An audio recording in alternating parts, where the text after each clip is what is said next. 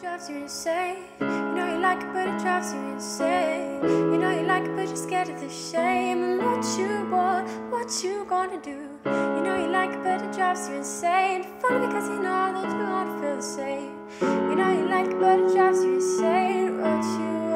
What you. Coucou tout le monde, on se retrouve ce dimanche pour la deuxième idée cadeau de Noël. Donc j'ai eu l'idée de réaliser une toile pour une amie à moi. Pour cela, j'ai sélectionné donc une photo comme pour une page de scrap traditionnelle. Et j'ai également demandé donc les couleurs de sa chambre pour pouvoir être en accord et lui permettre de l'exposer dans sa chambre. Donc voilà, premièrement, j'ai appliqué du gesso pour protéger la toile et je vais venir faire de petits traits à l'acrylique, donc violet et ocre. Je voulais également remercier Now or Never to Scrap qui m'a donné cette idée. Bon, elle n'avait pas utilisé de photo, mais c'est un peu elle qui m'a inspirée et qui m'a donné l'idée d'utiliser une toile. Donc je viens sécher le tout avec mon heat gun et je vais venir le fondre dans le fond avec le gesso. J'étais assez déçue de la peinture ocre, elle a tourné un peu au orange, je voyais un peu plus cette couleur jaune, sachant que j'étais partie sur un combo plutôt violet et jaune. Pour rattraper un peu la chose, j'ai pris mon encre jaune de chez Casey Art ainsi qu'un peu de Distress Ink et je suis venue repasser sur la peinture. Vous ne voyez pas très bien à la caméra, mais le résultat était un peu meilleur. Mais pour fondre encore plus le tout dans l'arrière-plan, je vais venir appliquer un peu de gesso. Au final, la peinture ne se verra pas tellement sous la photo et ça me dérange pas trop, sachant qu'elle se voit quand même sur les bords et je pense que c'est l'effet que je recherchais. Je voulais pas que la peinture domine sur le reste. Donc voilà, après avoir séché au heat gun, je vais venir prendre un tampon clear de chez Casey Art et je vais également prendre la même acrylique que j'ai utilisé pour le fond. Donc ça va me donner un petit rendu imparfait et surtout que j'ai pas d'encreur violet. Pour tamponner sur la toile, donc soit vous mettez quelque chose en dessous ou soit vous mettez votre main, mais en mettant votre main ce sera moins parfait, mais bon, je ne cherchais pas la perfection. Donc voilà, grosse catastrophe, j'ai essayé de récupérer le maximum d'encre et je me suis servi de l'encre qui restait donc sur la pochette pour venir faire des petites taches un peu partout sur la page, mais toujours en conservant la diagonale pour harmoniser un peu le tout. J'avais aussi envie d'utiliser cette encre en spray, comme c'est son utilité principale, sauf que ça choquait un peu trop, du coup j'ai un peu estompé avec une lingette pour bébé et le résultat était juste parfait. Donc maintenant je vais passer au papier, donc pour encadrer la photo j'ai choisi un papier de Webster Pages il me semble, donc vous voyez c'est des petits oiseaux colorés sur un fond en bois et je trouve que le bois passe assez sur toutes les pages, excusez-moi, parce que c'est une couleur assez neutre, ainsi qu'un papier gris qui est aussi très neutre. Et je voulais aussi trancher avec un papier plutôt bleu-vert, mais au final il ne se verra pas et ça me déplaît pas non plus parce que ça cassait un peu l'harmonie de la page.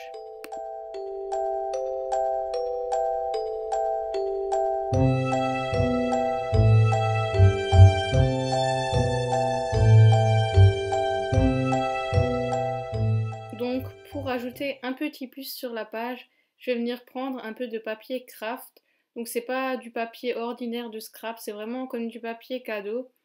Et j'ai eu la chance d'en avoir tout plein en faisant une commande.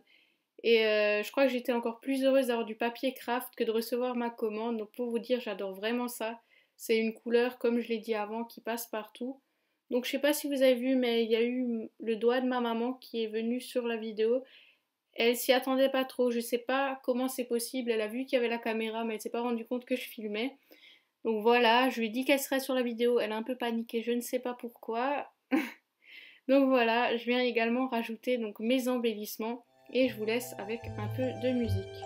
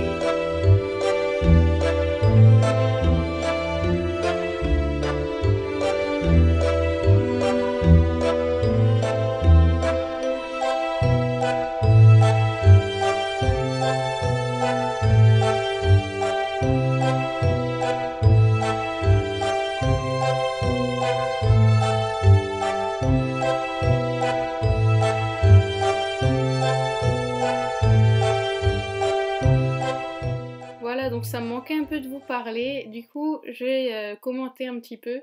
Donc là je suis venue écrire mon titre, donc vous avez vu avec mon pinceau à réservoir d'eau, j'arrive plus à m'en passer, donc si vous aimez écrire vos titres à la main, vraiment je vous le conseille. Et c'est parfait pour les aquarelles. À l'acrylique j'ai jamais testé mais j'ai un peu peur de l'abîmer. Donc là, bien sûr, la vidéo en accéléré, il faut un peu de patience pour découper son titre, surtout que j'aime bien le faire aussi à l'envers, comme vous le voyez là, pour être sûr que le résultat sera net.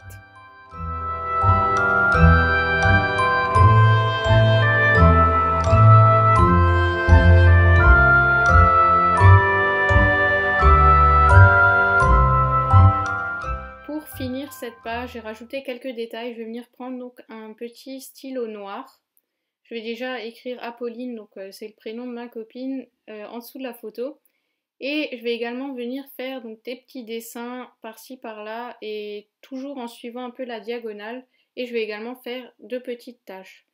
Donc encore merci d'avoir regardé cette vidéo. J'espère que ça vous aura donné des idées pour vos proches ou simplement pour faire une petite déco d'intérieur.